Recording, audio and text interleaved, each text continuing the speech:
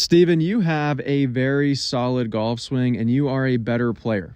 Okay, so how are we going to improve? Well, the first thing that I do see here as you take the club back is that you are going to lift your hands and arms up a little bit too much as you get up to the top of your swing. Okay, so at the top of your golf swing now, you're in a pretty solid position. You can play some great golf from here. However, your lead arm is slightly above your shoulder plane and your hands are over your toes. Ideally, your lead arm would match your shoulder plane and your hands would be directly over your heels.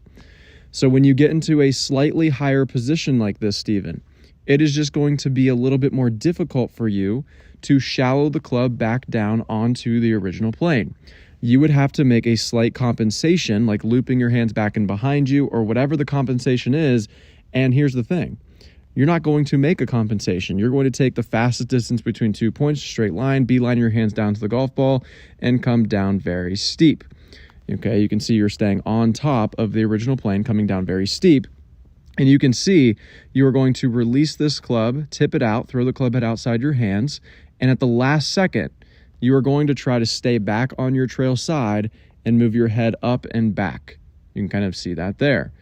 Right? And so you do a pretty good job of controlling that club face through impact, which is why you are a 2 handicap, but I would highly recommend just making some minor adjustments. So what I want you to do is stand a little bit taller. I want you to go up to a wall in your house, and at the top of your golf swing, I want the back of your trail arm, trail hand, and club shaft all up against the wall. Okay, from there, what I would have you do is put a stick out 2 feet behind you, covering your hands from down the line.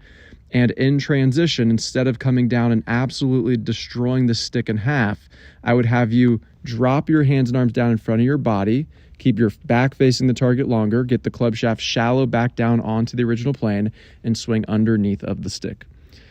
All right, that's going to help you get shallow, come back down on plane instead of coming down steep, and then extending at the last second and throwing that club head outside your hands.